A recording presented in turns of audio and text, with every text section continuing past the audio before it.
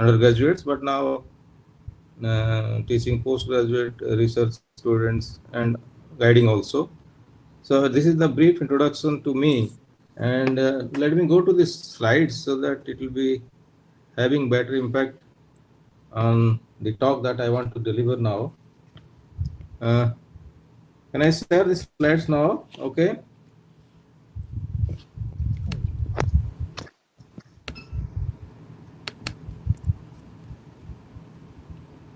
So the talk is selected to be Golden Jubilee lecture presentation because this our department of physics and astronomy, NIT Rourkela, was started research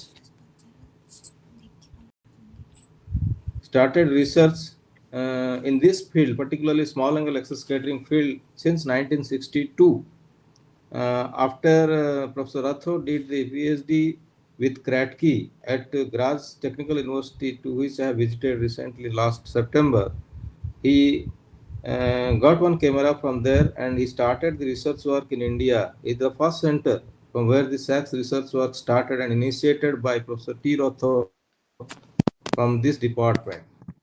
And many more students had got their PhD, and the first PhD student, first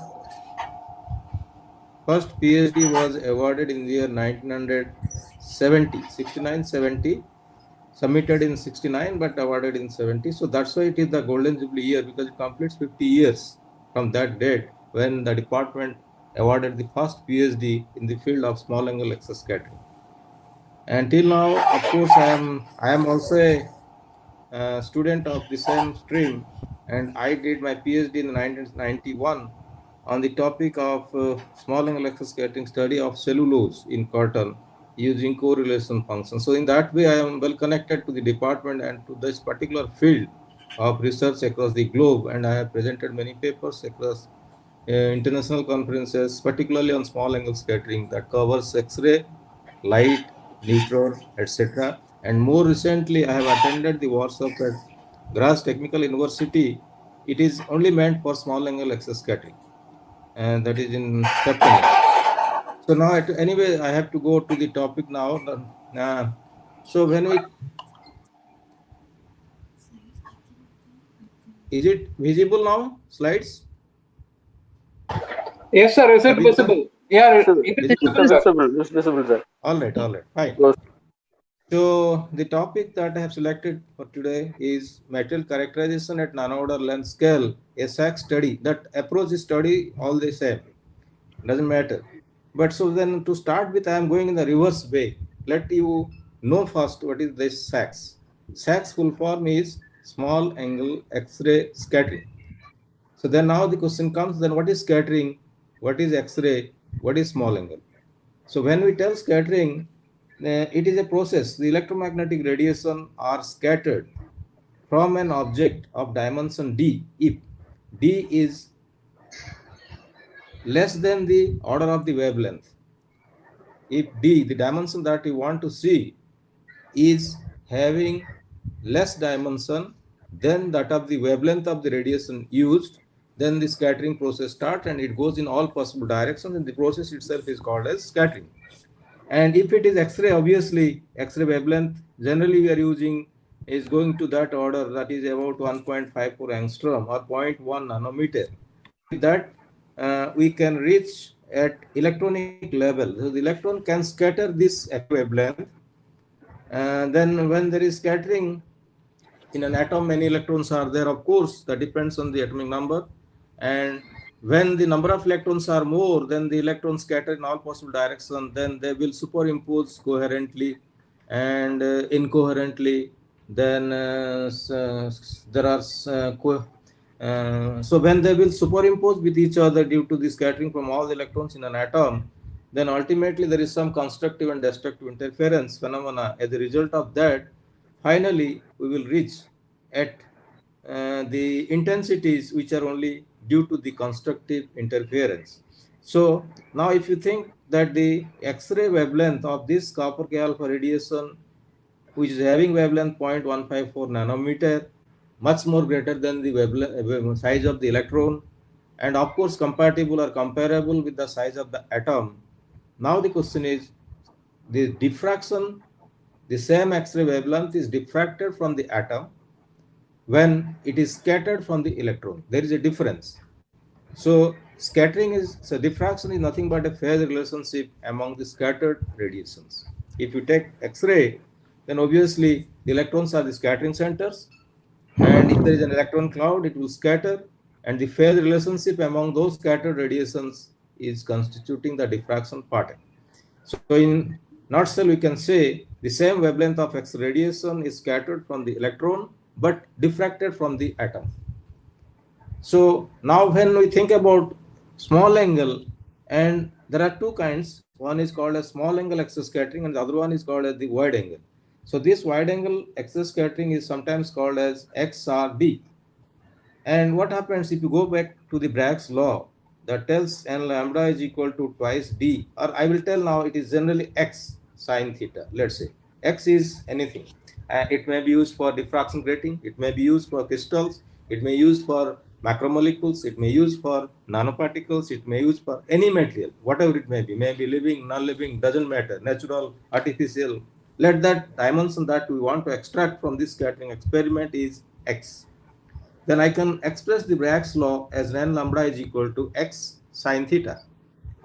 So when it is x sine theta, this x is very important because we are interested to know about that dimension present inside the material. May it be living, non-living, doesn't matter, may be natural, may be artificial also.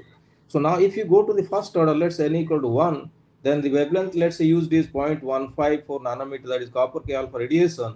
Then now the question comes, if this x is comparable to this wavelength or not. So if this wavelength is smaller than that of x in the right hand side, then obviously the question comes, when x is more, then sine theta should be less. So when sine theta is less, then theta should be small. If sine theta is small, theta should be small and approaching to 0. Not exactly, but approaching towards 0. And that's why it is called as the small angle X-ray scattering. And usually it starts below 2 degrees centigrade, 2 degree.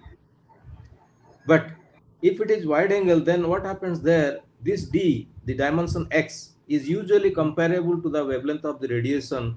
And with that, we are going for crystallography. And in that crystallography, generally we are telling it is wide angle X-ray scattering, which starts from 5 degree onwards, 5 degree and above. But when it comes to 2 degrees, then obviously this X, the parameter or the length order that we can extract from the material, whatever it may be, must going to that small angle range, and that's why it is called as small angle X-ray scattering. And basically it is the best technique to resolve the nano-order length. So that's why the topic goes like that: characterization of material at nano-order scale length.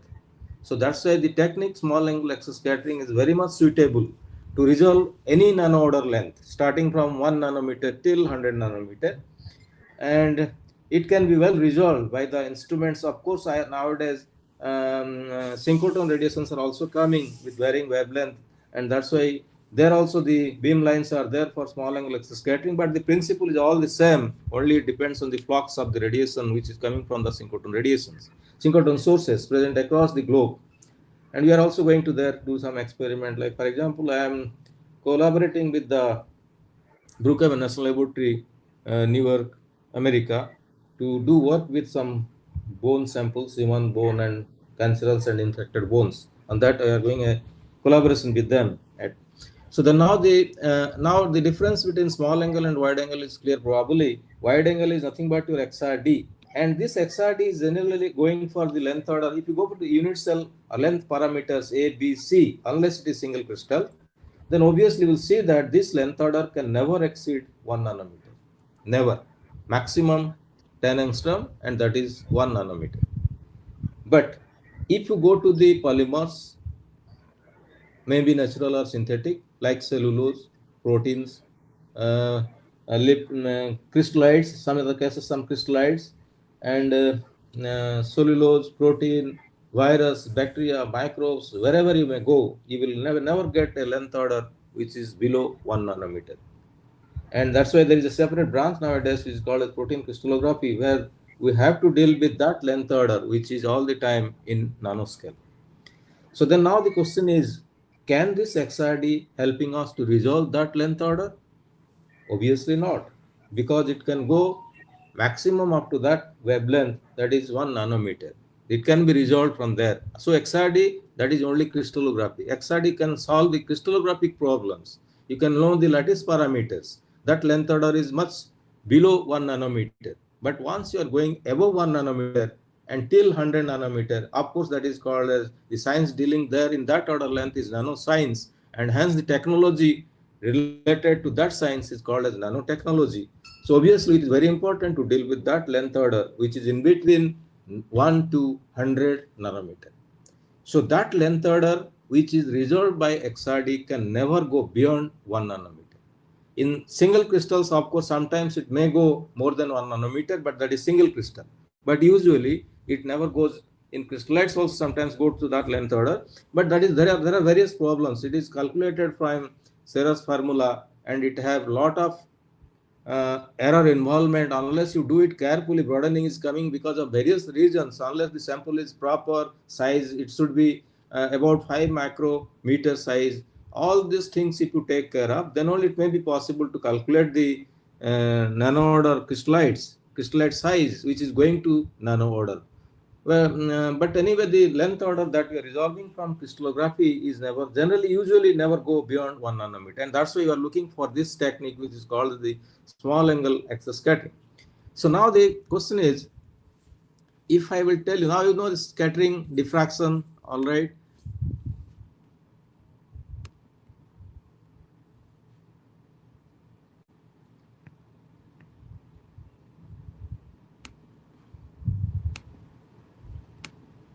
Yes, now I'm showing the slides, just you can see.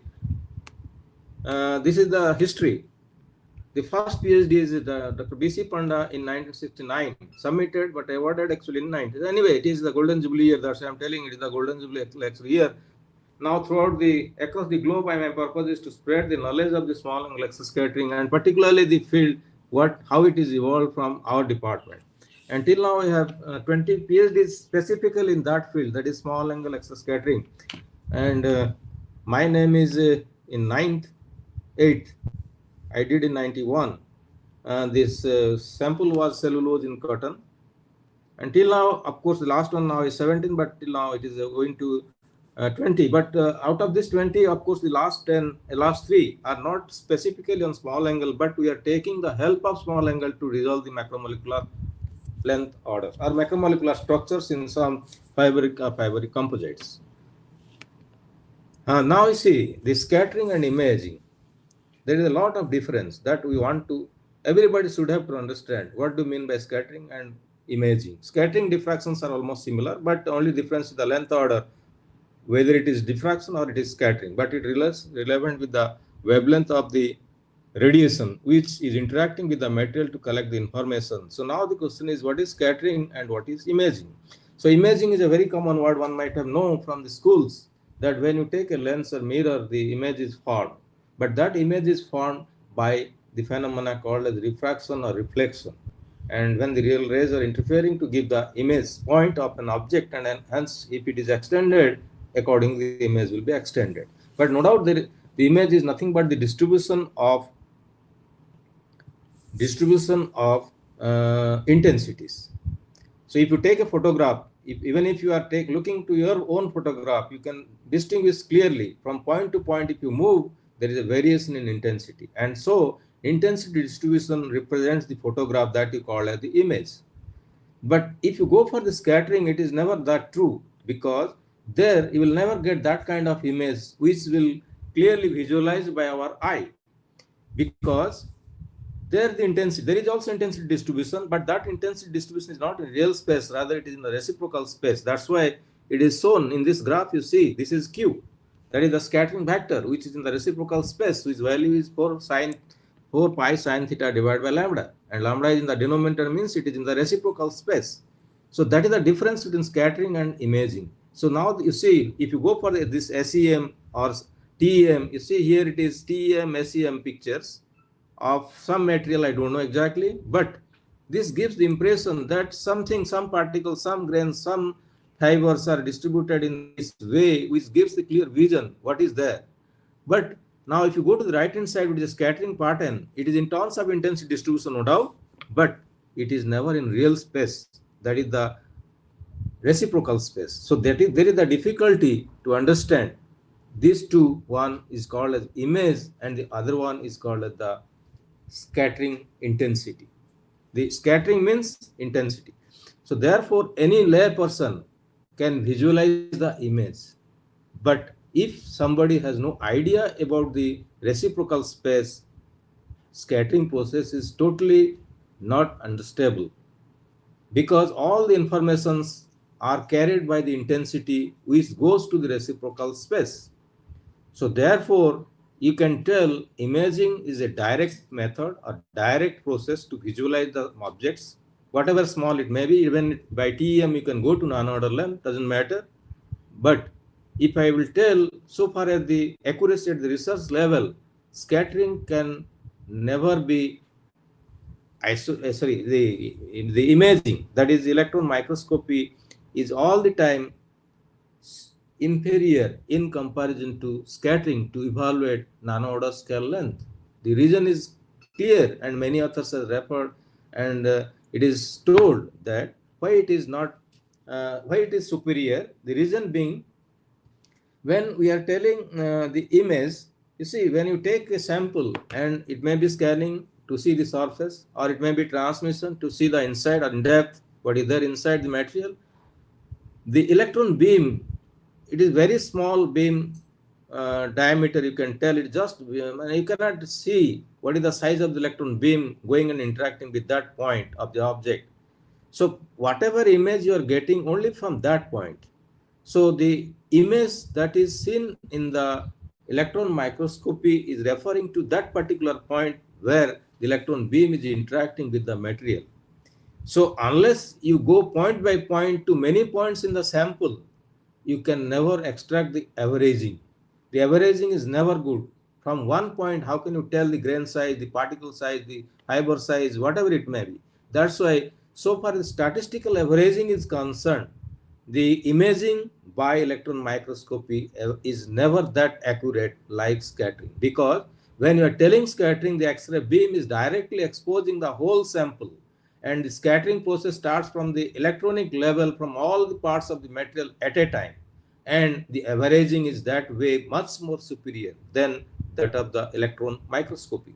You can have a rough idea, but of course you should have to go for scattering process if you are feeling that it is going to nano order length. And the scattering and diffraction are every time, all the time gives the more accurate statistical averaging dimensions.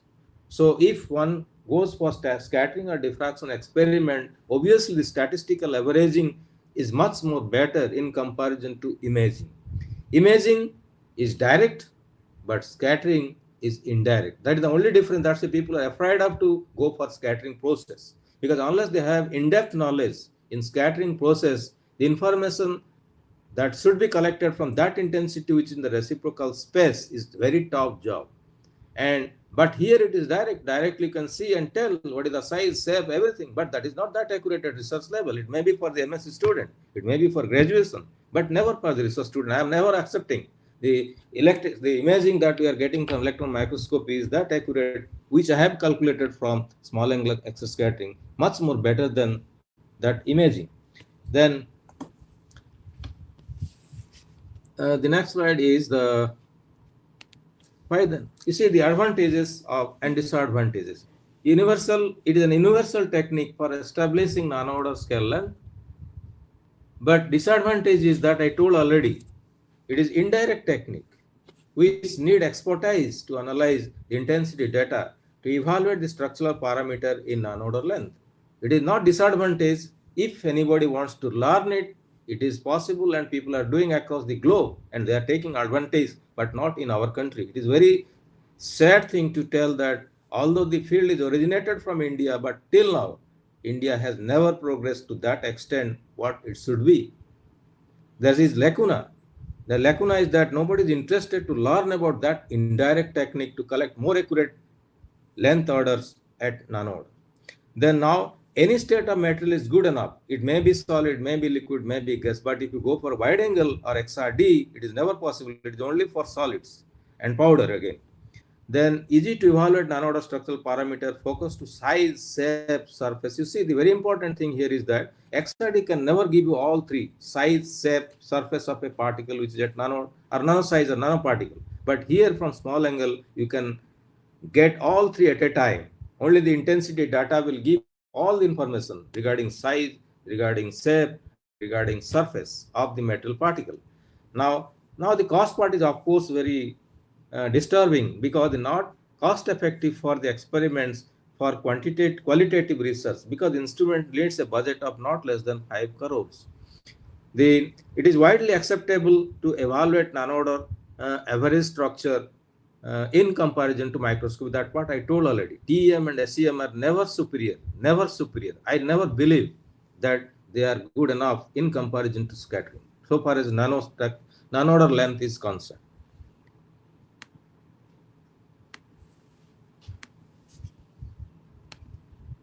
Of course, I told you about the scattering process, how it takes place. Basically, scattering center in case of X-rays are the electrons. But if you take the neutron scattering, of course, the neutron or nucleus, the contrast variation is basically between the electron density. If it is X-ray, there should be two different electron density phases in the material. So if the contrast is good, means the electron density difference from one to another phase must be good enough to be a good X-ray scatterer. And similarly, if you go for the neutron is dealing with the not electron, rather it is nucleus, and the magnetic movement plays a very important role. And similarly, if you go for the light scattering, refractive index plays the important role. So it varies from scattering to scattering process. It may be small angle, but source may be neutron, source may be light, source may be X-ray. But I am concentrating only on the X-ray, where electrons are very important because they are the scattering centers. So when there is a difference in electron density between the two phases, then there will be good contrast, and hence it is a good scatterer for small angle X-ray scattering. That's why one should have to see carefully whether the sample or the material to be scattered must have two different phases with good contrast in electron density. So that means if you are taking some let's say solid material or protein even, you should have to select a suitable solvent so that there will be electron density difference and you can distinguish the electron density between these two, and hence it will give the good intensity, because intensities are the carriers of the information. In any experiment, may it be scattering or diffraction, all the time intensities are the carriers of the information, and for which only we are doing the experiment with diffraction or scattering. May it be neutron, may it be electron, may it be X-ray, may it be light, whatever it may be. All the time intensity plays an important role. So unless the intensity is properly or reliable data, the intensity is not reliable. That is because of various reasons. You should have to start from the sample preparation till the intensity data. Many more things are there on the way to get the reliable data, and the reliable data is very, very important to analyze the structure at nano-order level length. So now if you go for the scattering process that I told, if it is the electron density plays the important role, then you will get the good contrast, and hence the scattering. And that's of course I told you the Q. This Q is the scattering factor, the graph in the first plot, that is Q intensity versus Q. This is the Q, 4 pi sin theta by lambda, and this D about which I told, which can be resolved. That length can be resolved from this angular length. So this is important. You should have to know from where to start, at what scattering vector it should start scanning. And that I told already. You see, crystallography versus SACS. This is your crystallography. Advantages, limitations, atomic structure information is readily available, software are there. That is, of course, too many people are using or opting for XRD nowadays because the pirated software is available anywhere across the world, and they are utilizing them, but they don't know what is the software is doing. but they are evaluating the structure, even they are going for publishing. I am very surprised how they are accepting this paper and publications. And it requires a crystal limitation. Flexible portions may not be seen. But you see, this is the intensity pattern, that is small angle. This is Q versus log intensity. The analogy of the native condition, any condition you can take at any form, solid, liquid, doesn't matter. And low resolution, you can go to this. And massive floppy domains not apparent in crystal structure. It is not there in crystal structure. And modeling ambiguity is there. You have to model the intensity data to get a structural information, whether it is spherical, ellipsoidal, plane, plate, all those things can be modeled from this intensity. Now model it, get the intensity, match it with the intensity that is obtained from the experiment. If it is matching, it is good enough to know what is the size, shape, surface of the particle that we want to see in the material. That I told, atomic form factor is relevant with the atomic number of the atoms involved in the material, and accordingly what kind of atoms are involved, that is responsible to give the intensity, and that atomic factor is also important to analyze the material as a whole.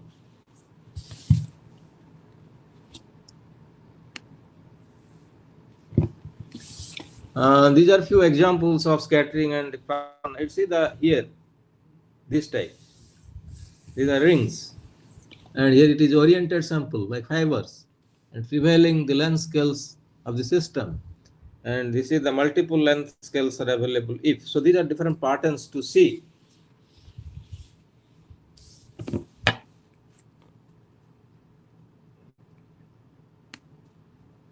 And then this is such is a broad range of method.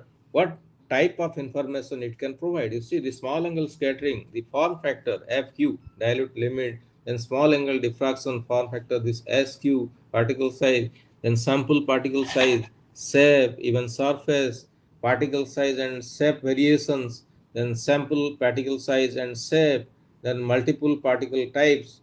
These are various things that is there in the material can be extracted with the help of the small angle scattering. And this is the some experimental, you can say schematic representation. Here you see the source is here, but nowadays it is replaced by synchrotron. If one is interested to go for good reliable intensity for some small unordered lens available in materials, then usually people are not preparing for synchrotron radiations. But anyway, the lab source is also okay. Now this X-ray source is here, and here is the sample that is under investigation. Then this 2 theta is usually less than 2 degree, and these are the plate imaging plates, and that it will go to the momentum transfer. Then this is Q, then this is in terms of degree, then it comes to the average value, and finally it gives the integration, that is azimuthal integration, that is the intensity versus this Q. Finally you are getting this. So this is the schematic. It is an elastic scattering only considered. Inelastic may be there, but negligible in small angle. That's why it is neglected. Small angles are required, large distance and well collimated beams. Only radially symmetrical 2D patterns can be represented by 1D, that is profile. This is 1D, this is 2D, imaging. Now photographic plates are also image plates, not photograph. Image plates are used to get the data in 2 dimensions, but usually it is 1 dimensional, that is shown here. It is 1 dimensional profile and simple integration. That is the integration part that is done in that experiment.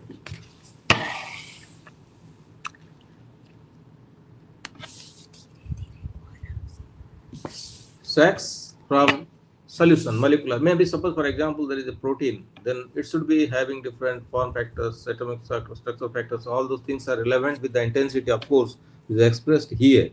But you have to select accordingly the solution to go for a good contrast, and hence the intensity is reliable to collect the information about the protein's shape, folding, defolding, function, etc. Everything can be extracted out of the intensity data, provided if this intensity is reliable.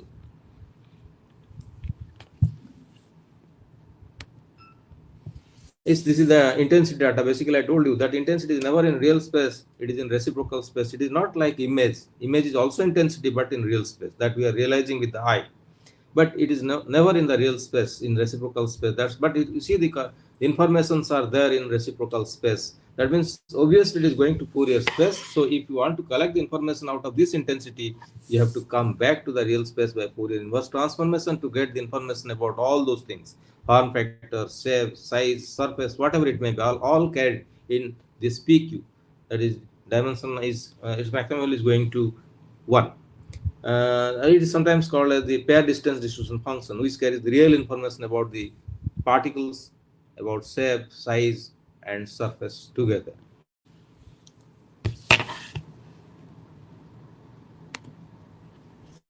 These are few factors. If sphere, it looks like that. I'm not going in detail about the mathematics, just I'm showing this effect of particle size, polydispersity. If there is polydispersity, then the graph, the plot will look like this with the instrumental resolutions. You see the pattern, how it varies: ellipsoidal, cylindrical, the rod, then sphere, how it differs, the scattering by this relation of PQ. These are the relation and the forms. What are the shape, size, surface, all those information. Even like this fractal, the fractal analysis can be done. What kind of fractal, surface fractal, or what kind of fractals are there, that also be evaluated from the scattering process along with size, shape, surface.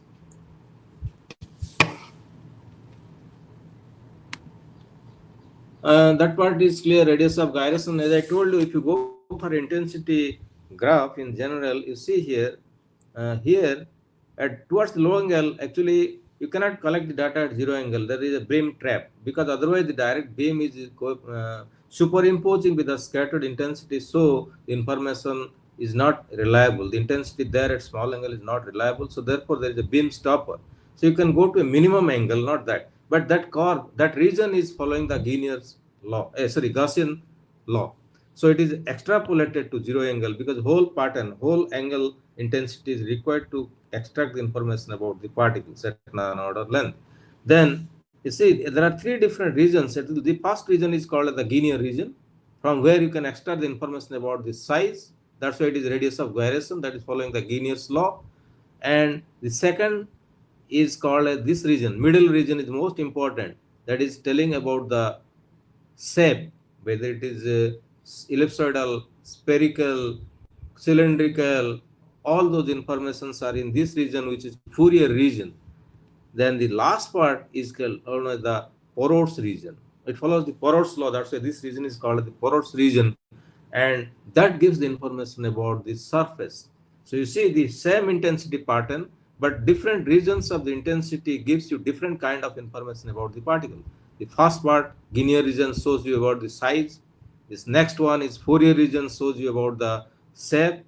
And the last region, the Porot region, tells you about the surface. So all the information can never be extracted from any other experiment at a stretch. Even the electron microscopy can never be capable of telling all those information to that accuracy, what it can be achieved with small angle X scattering.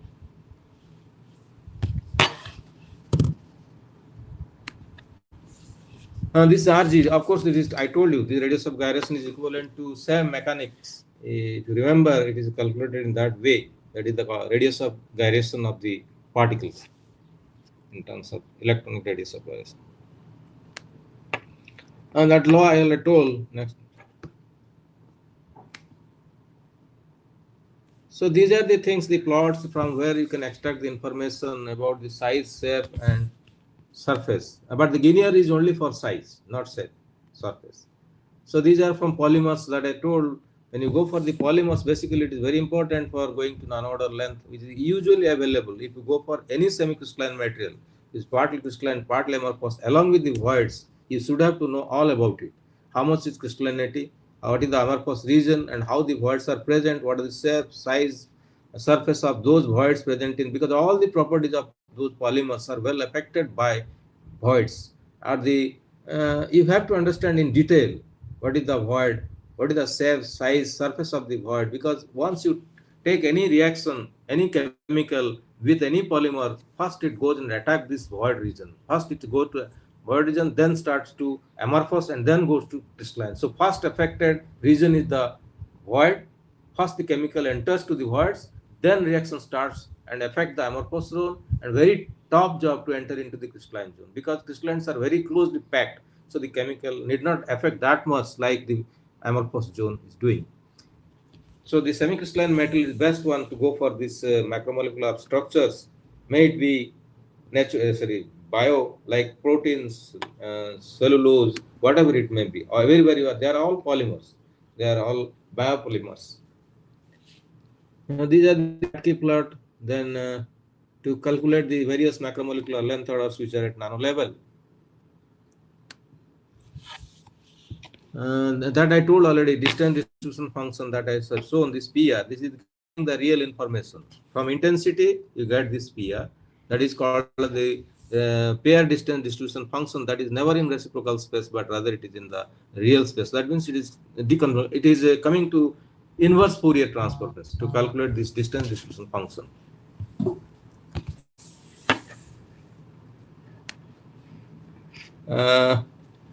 And then I told you already from where we are collecting what kind of information. This Kratky plot, then Guinier plot, pair distance distribution function, that carries almost all the information in real space. Next.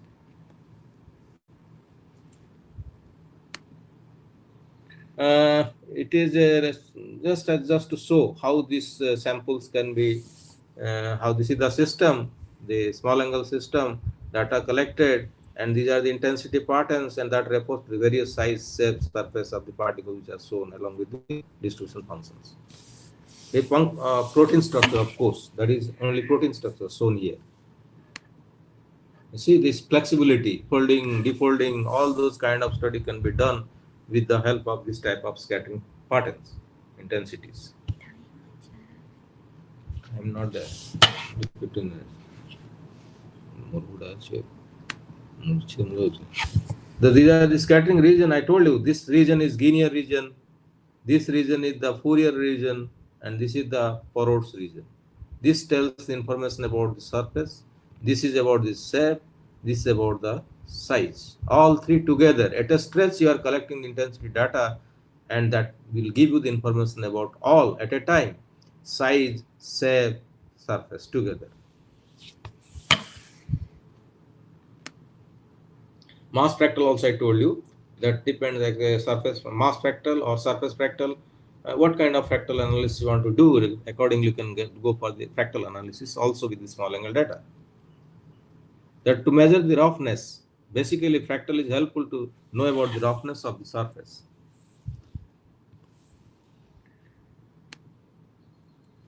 Then the scattering behavior I told you already. These are the various samples that can be mass fractal, then rough surface, that will tell about basically surface, rough surfaces, how rough the surfaces are.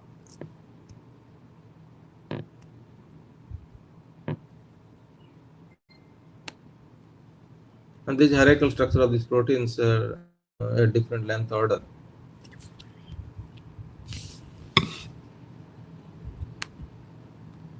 And that synchrotron I told you about. Here I worked with my collaborators at Newark, that is Brookhaven National Laboratory at Newark.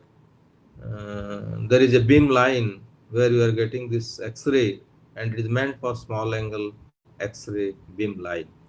Of course, the difference is that if you go to the laboratory source, the flux cannot be that high like a synchrotron. Synchrotron is a very powerful source, and once the flux is very high, obviously when you go for scattering or diffraction experiment, the intensity reduces drastically. So therefore, for laboratory system, the intensity of scattered or diffracted are not that much good or reliable in comparison to synchrotron. That's why people now prefer to go for synchrotron, because the flux is very high. The photons are the very high flux photon source. They are called as synchrotron. It is available across the whole world, and people, even in our country now, it is there at Indore, CAT Indore. They have designed, but I don't know exactly whether it is going to the small angle X-ray part or not. But they are telling that it is going now. It is probably it is going to work with that. These are the experimental setup at there and national. The same Brookhaven National Laboratory synchrotron source. This is the reduction, how it is calibrated, reduced to get the proper reliable intensity data. Then we'll go for modeling and then matching with the experimental data. Then, yes, now this part is important because that I have done, and I am elaborately telling you a little bit about my work, what I did during my at that time with this cellulose. So this is applicable to cellulose macromolecule, that is to not to my problem. Along with that, I have compared some other, like, so, and in general cellulose macromolecules. So cellulose is a natural plant fiber. Major major content are cellulosic, then next semicellulosic, lignin, etc. But I am dealing with only cellulose because they play a very important role in plant kingdom. So now if you go for the fibers, now fibers are collected in different parts like stem, leaf, seed, and cotton is a seed fiber. Stem fiber is sisal, and the leaf fiber is the jute. Sorry, stem fiber is jute, leaf fiber is sisal, and I did my PhD work, that is with cotton. Then fibers collected from any other resources are known as man-made or synthetic, like carbon fiber, nylon, etc. So plant fibers are natural and are able to impart certain benefits to the preparation of FRP, fiber reinforced composites, such as low density, high stiffness, low cost, renewability, biodegradability, and high degree of flexibility during the process. This is a model we suggested during my PhD time, because the cellulose is actually what happened. The cellulose is a polymer. Polymer means the glucose units are folded, are joined together by chains, and they are folded in certain region so that they are very closely packed and orderly packed, and that region is called the crystalline region. But in just neighbor to that, these chains are not folded regularly, so disorderly they are folded, and that region is treated to be the amorphous zone. And in between, in this particular amorphous zone or near to the amorphous zone, we are getting the voids, and they are just like lamella, layer by layer structure. And that model is going in this way. Lamellar model, not to scale, of course. M means this is the matter. Matter involves both crystalline, amorphous. This is the amorphous region, and neighbor to the amorphous, you are getting void region. So again, same amorphous, crystalline, but the whole thing is taken to be matter, and again void. So why it is taken to be matter? Because if you go to see to the electron density in this amorphous zone, sorry, crystalline zone, and this amorphous zone is not much. So the contrast is not good in between this crystalline and amorphous zone. So far as the electron density is concerned, they are almost same, almost negligible difference is there. So it don't have a good contrast. So no real information can be collected from that region separately. That's why it is treated to be a matter zone. This is the matter phase. Matter consisting of both crystalline and amorphous. But if you go to the void, it is empty. Almost air is maybe present. So there is a lot of difference between electron density between this matter and void. That's why it is treated to be two-phase system. Matter, although it is three-phase, but now reduced to two-phase.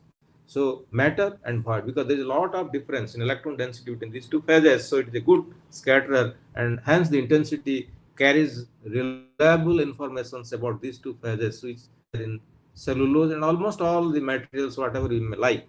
But of course, it is lamellar structure only for cellulose, not necessarily all the time it is lamellar. And you see here, this length order is for matter, it is going to nanoscale. And here, this is the region over which electron density is varying.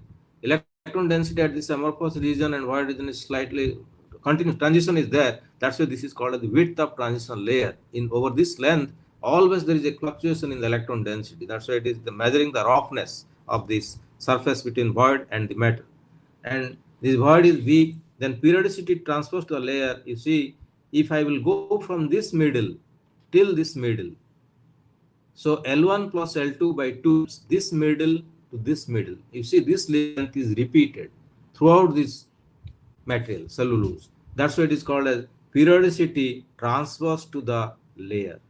These are the layers. If you go, then this is the repeated distance. Like in crystals, the periodicity is atomic periodicity layer to layer, but that is different periodicity. But this is the periodicity which is all the time at nanometer scale length. Colloidal dimension, it is going to 1000 angstrom order. So it can never be resolved from XRD altogether. No chance.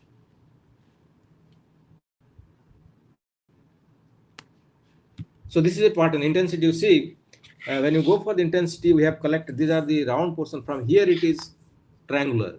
Triangular indicates it is theoretically extrapolated, because I told you, you can never collect the data up to 0 angle. There is beam stop, so the minimum angle is here. Up to this only the experimental data are there, but after that it is fitted with a Gaussian curve, and this is the Gaussian extrapolation, the extrapolate data. So now we are getting full data, and then again you have to go for background correction, to liquid scattering, you have to remove it to get the reliable data for analysis further. So this is the background correction for this is the background correction, and then finally this is the curve showing the one-dimensional correlation function. You see that intensity was in reciprocal space, right? But now this correlation function, what I'm telling, is in real space. That is just like your pair distance distribution function. In a similar way, you can tell the correlation function. It is of course two. There are two kinds. One is three-dimensional correlation function, and the other one is one-dimensional correlation function. And both are equally important to collect real information about the system or the material.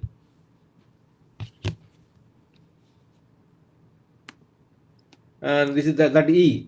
There are two methods. One is called Hong method, another is called a Rouland's method. By this plot, you can calculate what is the E, width of the transition layer, the roughness. Basically, it measures the roughness at the phase boundary.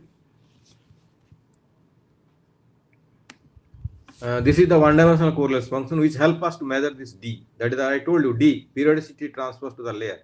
This is the first subsidiary maxima. It goes from one, then it goes to negative side, then comes to positive. The first maxima, first subsidiary maxima from the origin will give you the information about that periodicity.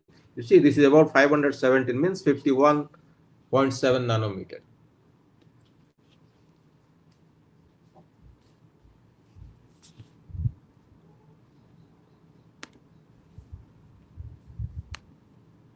This is another method which is called Rouland's method, by which also you can estimate the E, width of transition layer, and then compare, and it comes almost similar. Same order, nano order, of course, both are nano order, but both are going to same value of width of transition layer E. As you see now, why I am saying this cellulose is, my sample is cotton, but I have taken two more. One is sisal, another is jute, and jute is of course stem fiber.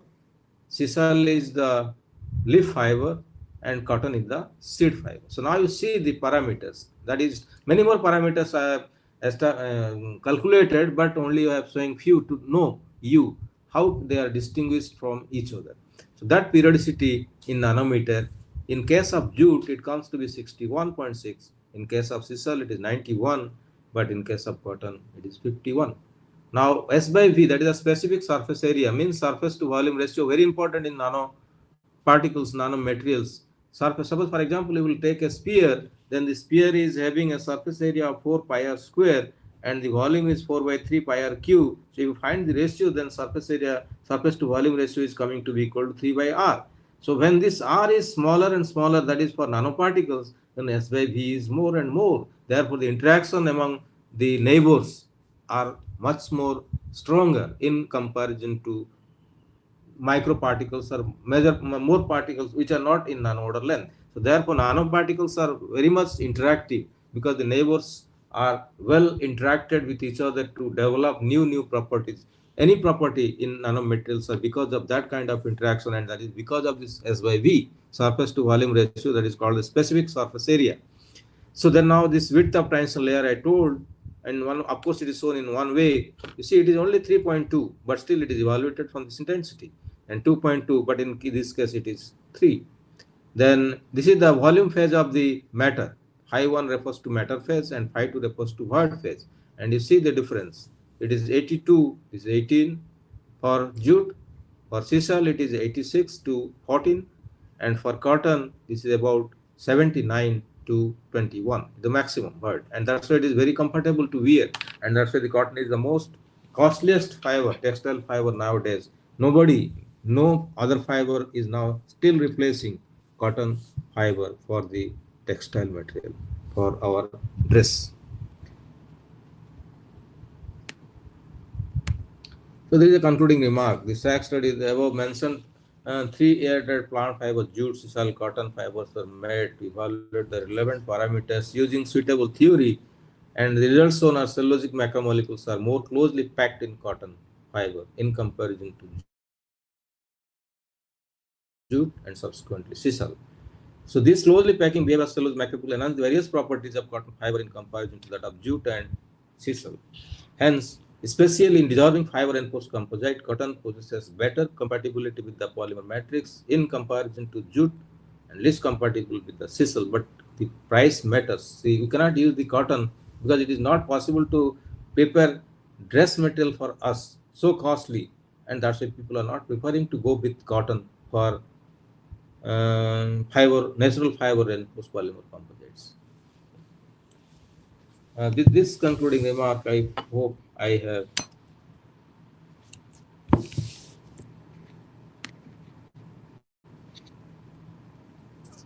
stopped now.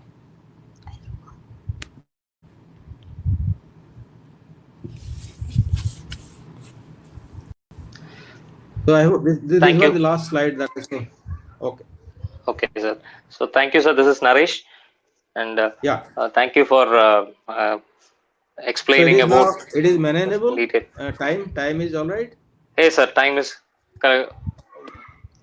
It was a planned time, sir. 11:30. Time is 11:30. Because everything I cannot. Yes, sir. I cannot cover everything in this small time of 1 hour. Yes, sir. It is a vast topic, and few participants have some queries, sir. They are posted in the YouTube. So I request the participants to post the questions in live chat in YouTube comment box, so that we can discuss with the professor. Sir, first question is first question is from Alesh Kumar. So where can we get the mathematical part for analyzing? Means literature you are telling? Yes, sir. Literature. Literature, you can refer to a book written by Professor Glatter. Okay, sir. Professor Otto Glatter. That is on small angle X-ray scattering. All the theory, even Guinier and Fornet. There is a book titled Guinier and Fornet are the authors. They have written a good book. It is a first book in small angle X-ray scattering, published in 1932 or 34, like that. A very good book. Fundamentals, mathematics, everything is there. That is small angle X-ray scattering. Then Kratky and Glatter, they both jointly written a book that is also on the same theory of small angle X-ray scattering. It is of course a recent book, but it is again a good book that carries all the mathematical, experimental, all kinds of information any beginner can learn out of it. Okay, sir. So next question is from Pranay. What is the approximate cost of equipment? Which equipment? Small angle? Small angle. That I told already. It is about not less than 5 crores. Okay, minimum 5 crores. Laboratory system. Okay, sir. Thank you. So one more question from the same person. Can we estimate the nanoscale coating thickness using this? Oh, obviously. No doubt. There is no doubt in it. We can. Okay, sir. Of course, there is a separate technique that is called as the GISX, Grazing Incidence Small Angle X-ray Scattering. For thin film, if there is any thin film layers, it is best technique. GISX, Grazing Incidence Small Angle X-ray Scattering. Okay, sir. Thank you. And so one more question, sir. Is it possible to find doping in amorphous matrix or crystal? Yeah. No, you see, if you want to know about the doping means what? There is some other phase is coming in electron density, right? Okay, sir. So if any new phase is created, just like you take a material and dissolve it in some solvent, there is a phase difference of electron density. Just like that, if there is doping, some material electron density will differ. So if there is a difference in electron density, then it is going for a good scatterer, and from the scattering intensity data, one can analyze what kind of doping is coming into picture. Yes, sir. If they want to know the thickness of the doping, if it is layered, or the thin layers are there, then it is GI sacs. So grazing incidence small angle axis scattering is best. But usually doping is never for the surface. It is not like the film. It is going to inside. Yes, sir. And one more question. Few have already asked the question about how it can be implemented for nano composite materials. Yes, now I am working with this nanocomposite metal. Basically, I am now working with the natural fibers, cellulosic fibers, with polymers like epoxy. Usually, I prefer to go for epoxy, which is a thermosetting. But people are doing with thermoplastic polymers also. And there, all the length orders, what we are evaluating for characterizing, let's say, for example, and I am basically studying with the dielectric properties and mechanical properties. The length order, what they are responsible for those properties, dielectric and mechanical, are going to that nano-order length, which we are establishing from small angle axis scattering. Okay, sir. I think one more question, sir. So, is the same phenomena occurs while X-ray strikes on metal as like XRD? The difference is that if you tell XRD, it gives only crystallographic information. If the metal is crystal, obviously it gives better information from XRD. But small angle cannot give crystallographic information. Rather, because crystallographic informations are only in 1 nanometer, within 1 nanometer. All the lattice parameters never exceed 1 nanometer unless it is a single crystal. So in metallurgy, almost all they are crystalline. So that's why XRD is the best solution for metallurgy peoples, but not for all. All materials are not metals. So if it is not metal, not crystalline, then what to do? We have to go for that order length only by this technique. So that's why small angle is just opposite to wide angle, that is XRD. XRD can resolve only maximum up to that length order 1 nanometer. But once you are telling it is nanoscience and nanotechnology, all the time the length order dealing is beyond 1 nanometer till 100 nanometer. Nanoscience and nanotechnology deals with a length order from 1 to 100 nanometer. But crystallography, where the metallurgy people are working, are never less more than 1, rather all the time less than 1 nanometer, because they are dealing with crystalline structure. So I think the next question is it possible to identify the composition ratio of compound material? Yeah, yes, of course. That you see, if there is any difference in electron density, if there are two phases, what those phases are? Electronic phases. Electron density differs from one phase to another phase, then there is distinction, and that can be established from this intensity. What are the phases? Okay, sir.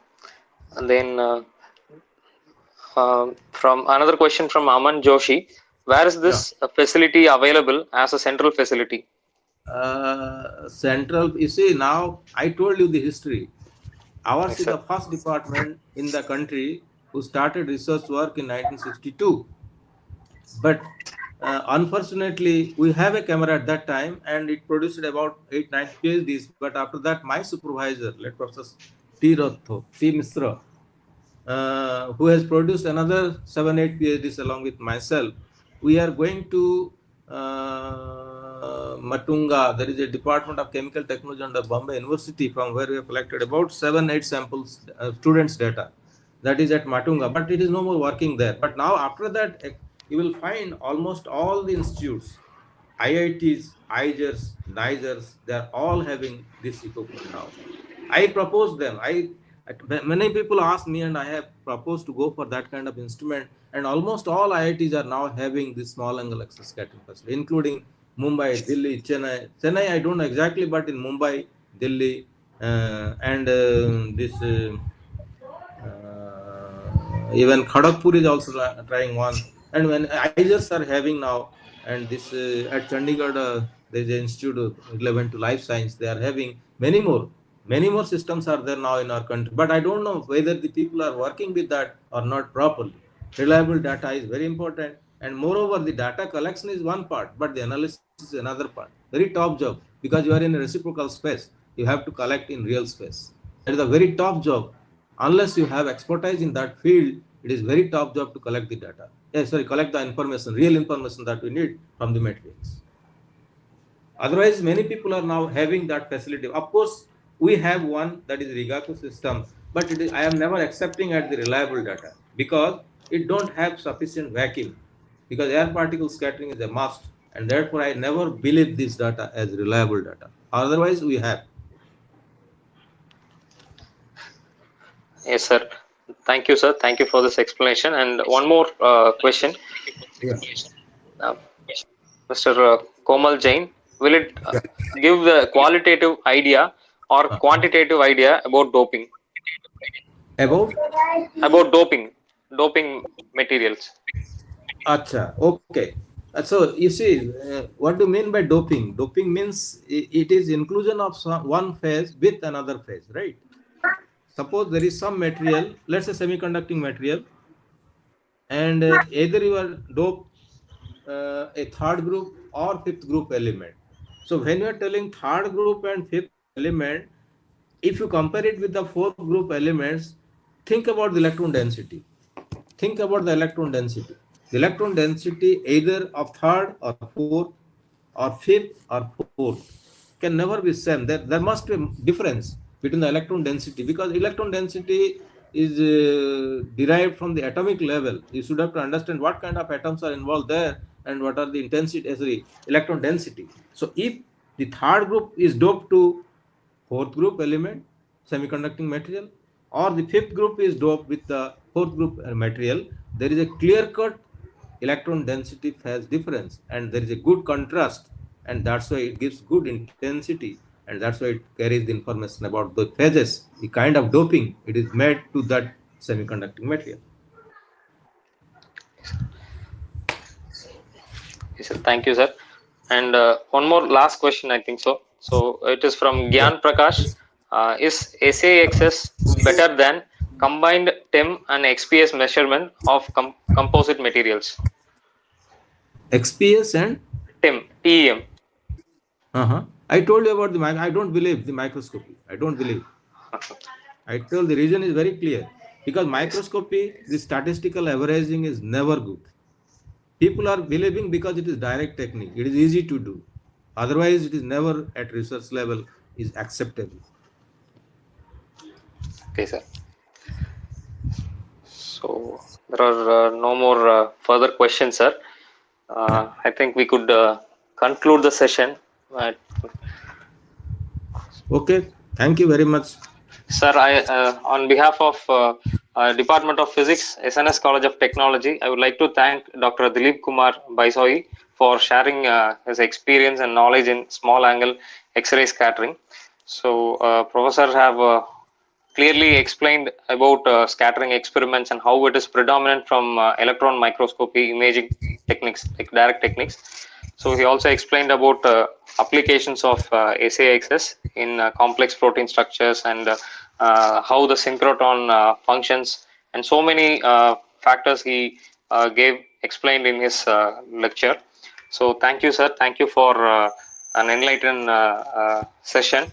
So which will be a brainstorming session for future inventions. Thank you. But if anybody has any queries, they can write to my mail also. I can reply. If any participant is interested to know more about, then they can directly message me or write me. Okay, sir. If I tell the mail ID, you can circulate my mail ID. Yes, sir. Yes, sir. I will circulate it to the even phone number, but they may not be disturbing in all time. So better is the mail. Yes, sir. I will share the mail with all the participants. Yeah. Thank you very much. And thank you, sir. Thank you for all the participants and for attending this session. Thank you so much. Thank you, one and all. Thank you, sir. Okay, bye. Bye, sir. Thank you. Thank you, sir.